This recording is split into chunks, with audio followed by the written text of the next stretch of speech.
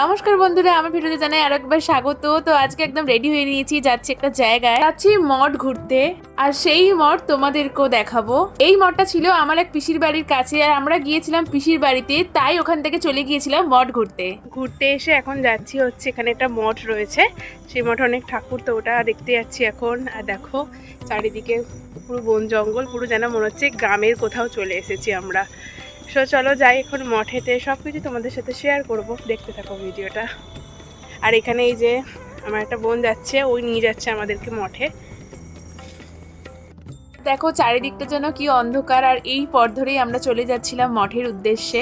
এটা ছিল মঠের প্রবেশ পথ, আর আমরা মঠে প্রবেশ করছিলাম। সকালের দিকে এলে হয়তো তোমাদের সাথে আরো ভালোভাবে ভিডিওটা শেয়ার করতে পারতাম, কিন্তু আমি এই মঠে এই প্রথমবারই আসলাম। আর এই মঠে অনেক অনেক ঠাকুর ছিল, আর ঢুকতেই ছিল দেখো ঘন্টা, আর আমিও মঠের দিকে চলে গেলাম।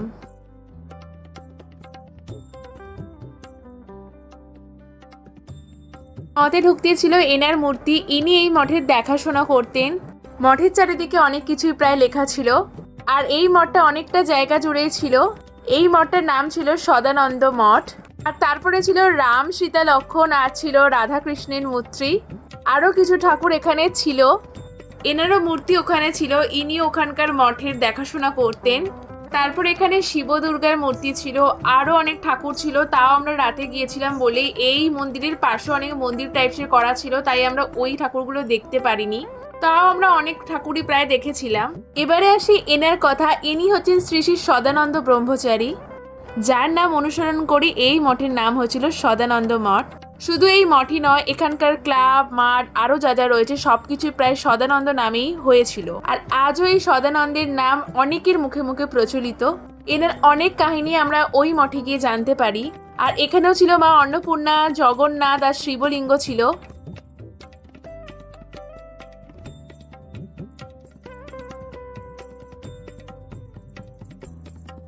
তারপরে আমি মন্দিরের প্রণামী বক্সে টাকা দিলাম। আর মন্দিরে গেলে যেটা করতে হয় সেটা হচ্ছে ঘন্টা বাজানো। আমিও সেই ঘন্টা বাজালাম আর চারিদিকটা দেখছিলাম।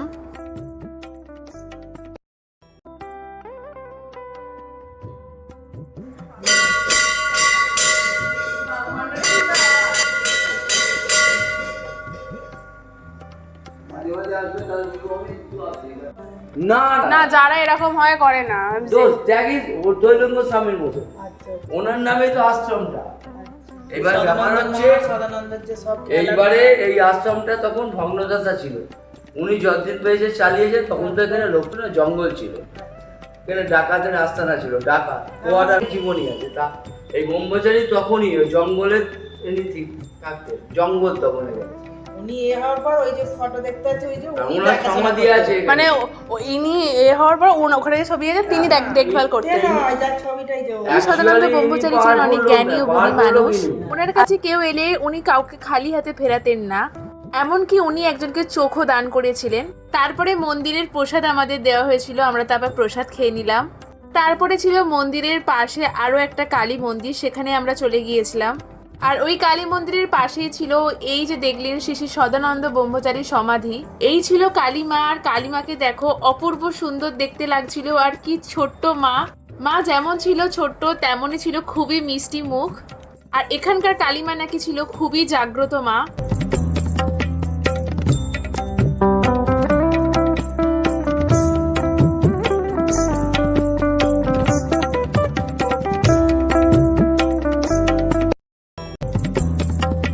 আর এই ছিল ওনার সমাধি।